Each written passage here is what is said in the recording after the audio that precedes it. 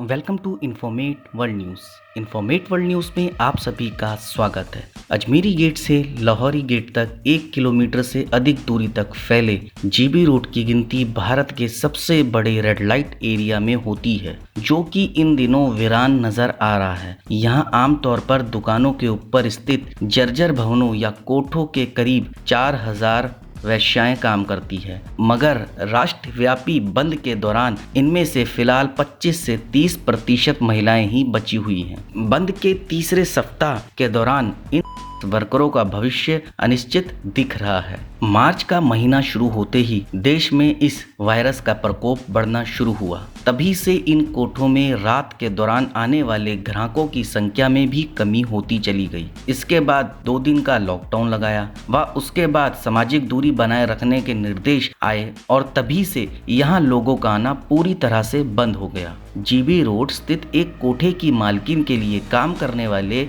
एक 29 वर्षीय दलाल कहा, ज्यादातर यौनकर्मी आंध्र प्रदेश, तमिलनाडु, झारखंड, पश्चिम बंगाल और असम जैसे दूर के राज्यों से हैं। जीबी रोड पर 2 और 3 मंजिला इमारतें हैं, जहां भूतल पर दुकानें हैं और पहली व दूसरी मंजिल पर वैश्यालय चलते हैं। कोठा नंबर 54 में लगभग 15 से 16 यौनकर्मी हैं, जिनमें ज्यादातर नेपाल और पश्चिम बंगाल की है। उन्होंने वापस जाने के विकल्प को चुना है। एक 54 वर्षीय वर्कर, जिसका नाम हमने सही नहीं बताया आपको, ने कहा, हम पिछले 25 सालों से यहाँ रह रहे हैं और हमारे पास यहाँ से जाने के लिए दूसरी कोई जगह नहीं है। उन्होंने कहा, इस जगह पर अब कोई भी नहीं आ रहा है, हमारे पास पैसे नहीं हैं, मेरे पास शैम्पू का एक पाउच खरीदने के लिए भी पैसे नहीं हैं। यह पूछे जाने पर कि आखिर वह जिंदा कैसे है, उन्होंने कहा कि सरकारी कर्मचारी राशन देने के लिए हर दिन आते हैं। उन्होंने कहा, हमें सुबह 2 किलो गेहूं का आटा, 2 किलो चावल और आधा लीटर खाद्य तेल मिला है।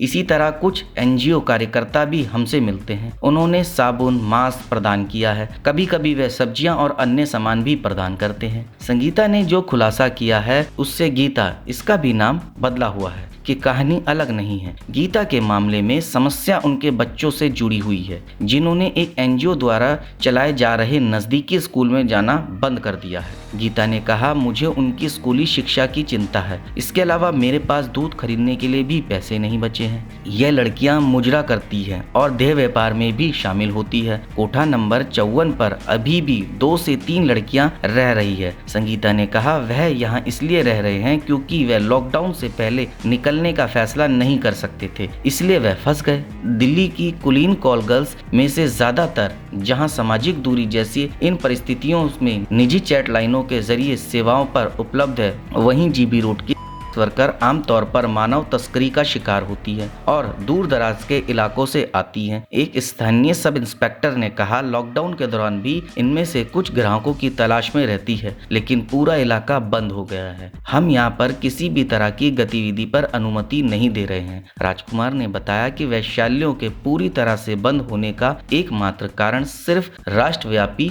बंद ही नहीं है, बल्कि ग्राहक भी संक्रमण के कारण डर गए हैं। तो दर्शकों, इस प्रकार से था कुछ जीबी रोड का हाल। कैसे देह व्यापार करने वाली महिलाओं का हाल इस समय चल रहा है, ये मैंने आपको बताया। अब आपको बताना होगा आपको मेरी ये जानकारी कैसी लगी। आप मुझे कमेंट के माध्यम से बता सकते हैं। आप मेरी इस जानकारी को ज़्यादा से ज़्यादा शेयर कीजिए, लाइक कीजिए और चैनल को सब्सक्राइब कीजिए और बेल आइकन को दबाना बिल्कुल ना भूलें, ताकि समय समय पर आपको इस प्रकार की सभी महत्वपूर्ण जानकारियाँ प्राप्त हो सके। धन्यवाद दर्शकों।